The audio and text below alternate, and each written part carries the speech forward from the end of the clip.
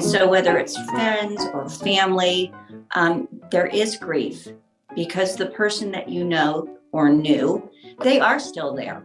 They're just harder to find. Hello, and welcome to Not Born Yesterday, a podcast dedicated to older adults and the challenges and joys of aging. I'm Miriam Goodman. Not Born Yesterday is an award-winning program providing expert advice on issues related to older adults, their adult children, and anyone who works with or lives with elders. Not Born Yesterday is brought to you by Next Village SF, providing services and support to older adults. I'm Lynn Winter Gross.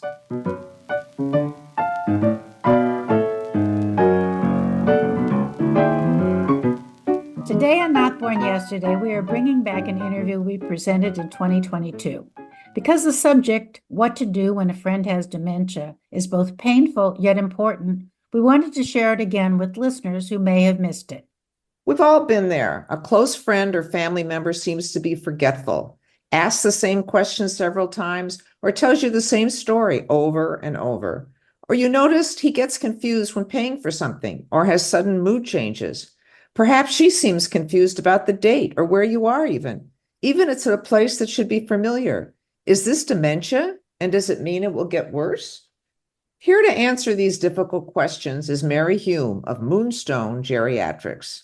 Mary is a licensed social worker who assists older adults, family members, friends, and loved ones by addressing the immediate needs of older patients. In addition to providing geriatric consultations, she frequently speaks on elder care and dementia. Mary, welcome to Not Born Yesterday. Thank you for having me. First, we know that dementia is not a natural part of aging, but what are the most common early symptoms and specific behaviors of dementia that we should notice, and how do we as friends address them? Well, the behaviors, one of the most common ones is memory problems. We see people having trouble remembering things, remembering appointments, remembering where they're supposed to be going, what they're supposed to be doing. There's also problems with organizational skills, keeping track of things. We see difficulty there with managing the finances, doing taxes, keeping track of medications. There's also changes sometimes in gait and ambulation and balance, how people are able to move around. Difficulty with executive functioning. I think a very good example of that is if you and I were to go on a trip, we pulled a suitcase out, usually put it on the bed, and our ability to fill that suitcase, putting in shoes, putting in clothes, putting in toiletries, that ability to spatially make what we need fit is something that also we can see changes with. And also difficulty with directions, with figuring out where to go and how to do it. So those are some of the more common changes we see. So as a friend, how do you deal with something like that? If somebody can't remember, well, where are we supposed to meet and what time are we supposed to meet? And then ask that again 5 minutes later, well, where are we supposed to meet? What time are we supposed to meet? Mm-hmm. How do you deal with that as a friend?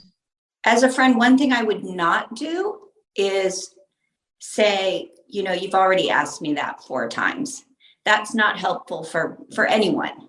And so I think if you're a close friend, if you feel comfortable, you can ask them, have you noticed some changes with your memory? Are you having trouble, or have you noticed you're having difficulty with anything? And just try to open up a conversation to see where they are.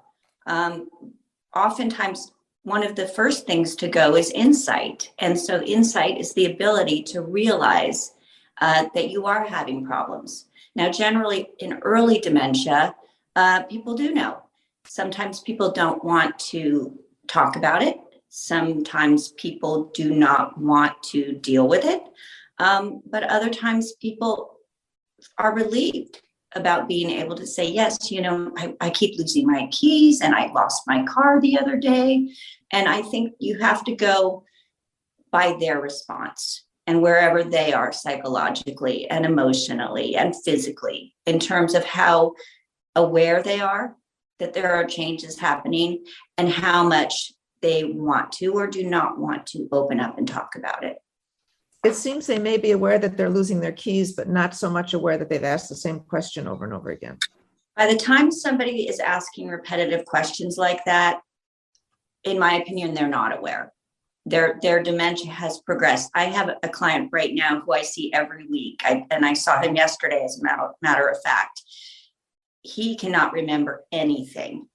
And so I go every week to fill his medications. I actually keep his medications because I'm concerned that he may overtake them or get into the bottles. So once a week I go, I fill the medications. And every time I come, yesterday, I had to take him to the dentist. And by the time I get to the front door, and I say, okay, do you have your keys? Do you have your phone? Do you have your mask? That's really all he needs to bring, and his little wallet. And between the front door and my car, which is usually parked right there, he has forgotten where we're going.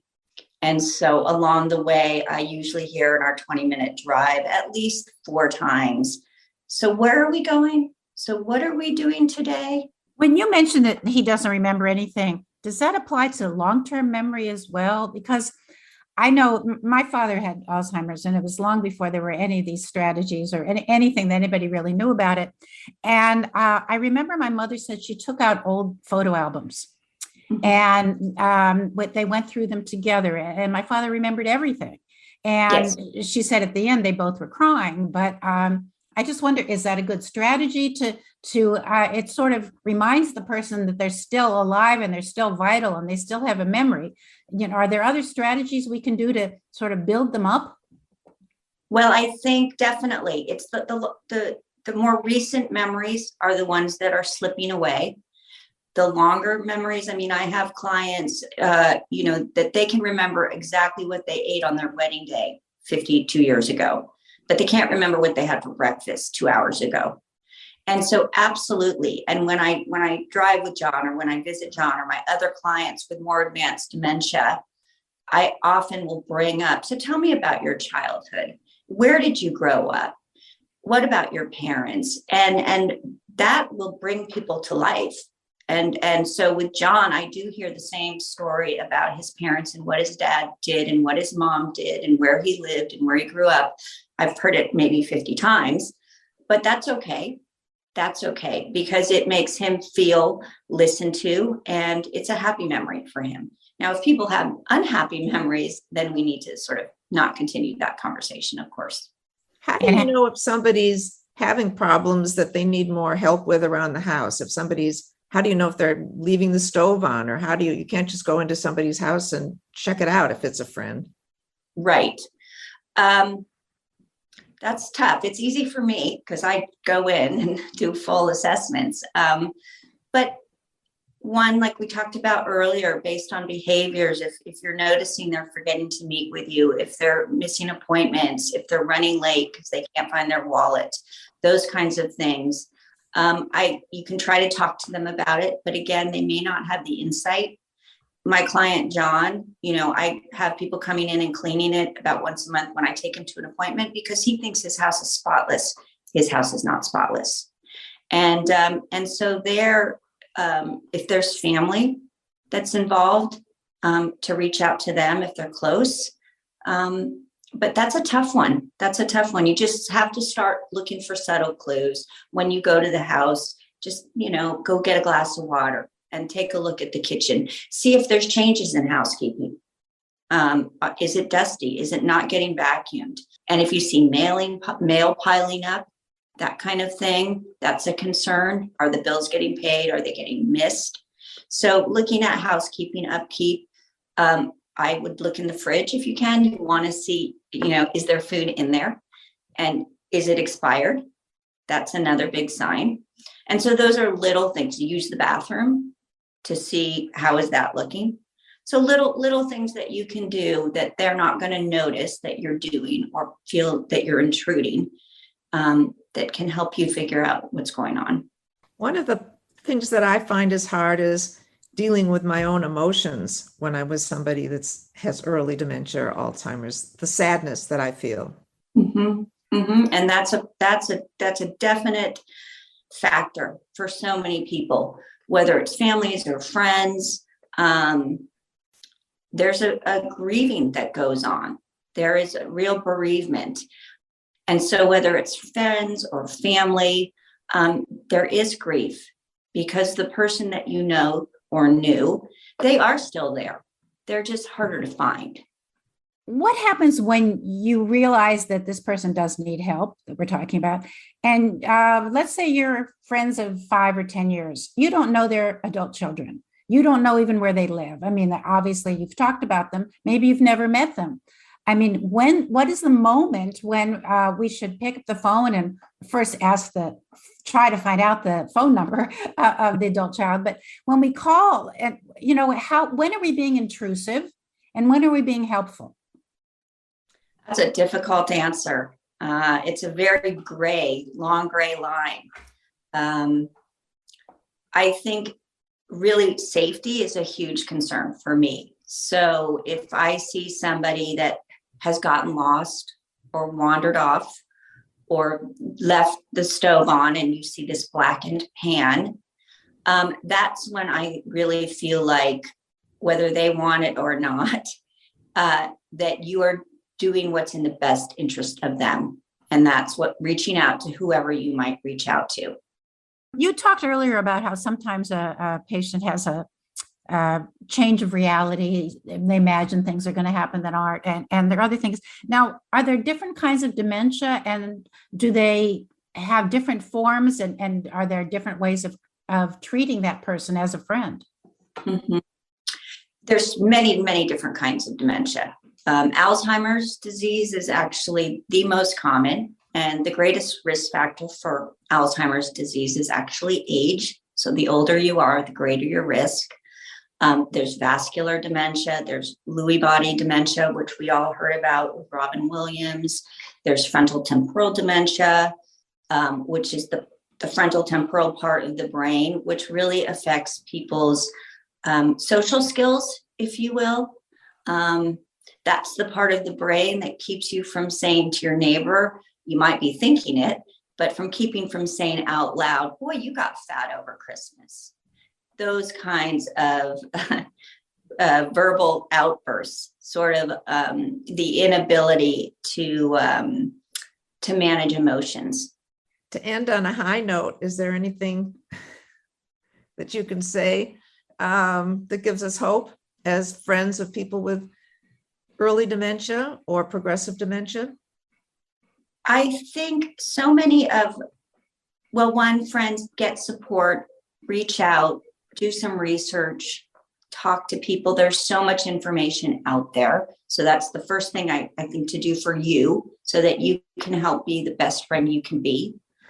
And I will say a lot of my clients, they do struggle early on. I mean, they know something's wrong.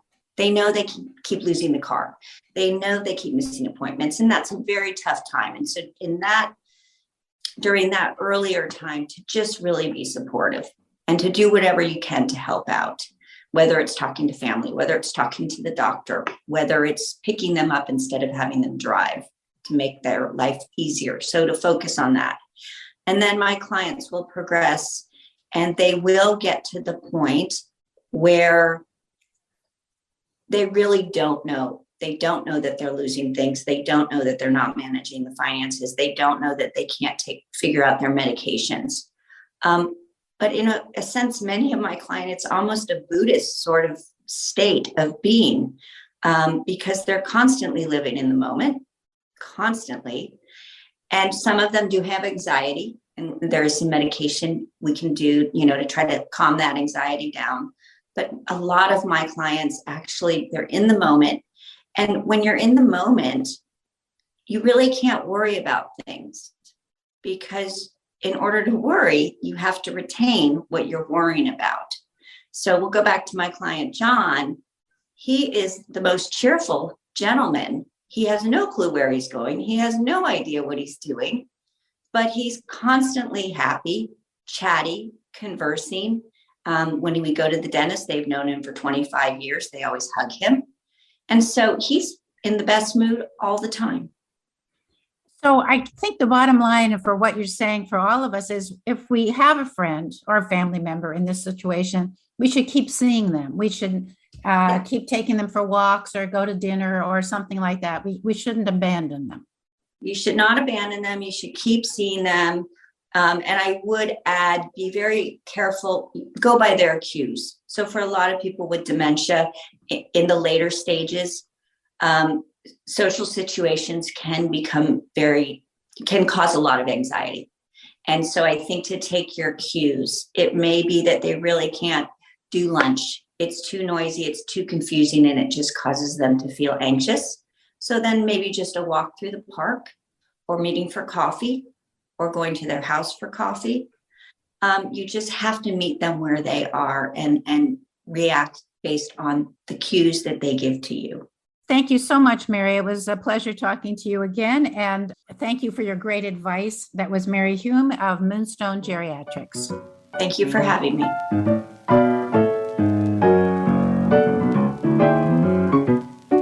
In news you can use today, we're talking about misconceptions. If you watch television at all, you've probably seen a comedy sketch or two that shows older adults unable to handle technology. There's that funny one about Alexa and others about people confused by their cell phones. But if you also remember the ad from 30 years ago, "Help, I've fallen and I can't get up," you probably forgot that it was actually about technology for older people.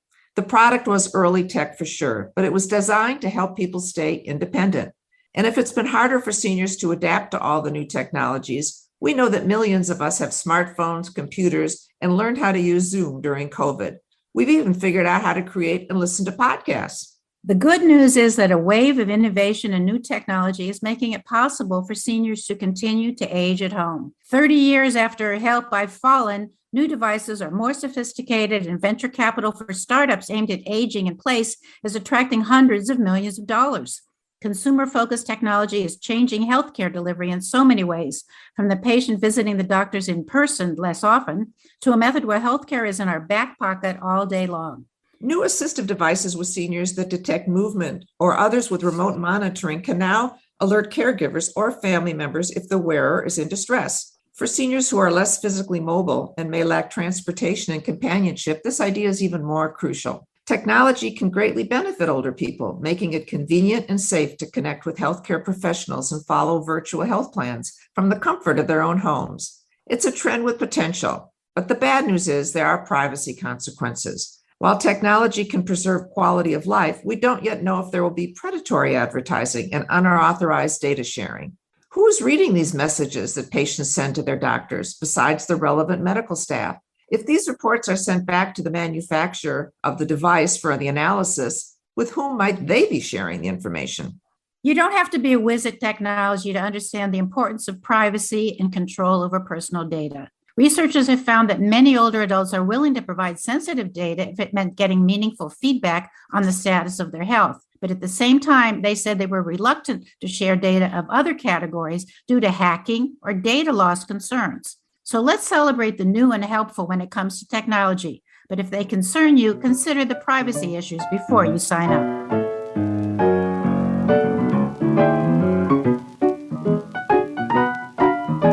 And that's our podcast for today. Our thanks to our guest, Mary Hulme of Moonstone Geriatrics. You can learn more about her work at moonstonegeriatric.com. You can check out the programs of Next Village SF at their website, nextvillagesf.org. Our theme music is from Hook Sounds, and Jason Dahlstadt is our engineer. And thanks for listening. We'd love to hear what you would like us to discover and discuss. Please contact us at notbornyesterdaypodcast.org. Follow us on Facebook and Instagram, and subscribe wherever you listen to your podcasts. All of these are free, and they help us to know our audience better. Be well, stay strong, and remember, you weren't born yesterday. I'm Lynn Winter Gross. And I'm Miriam Goodman.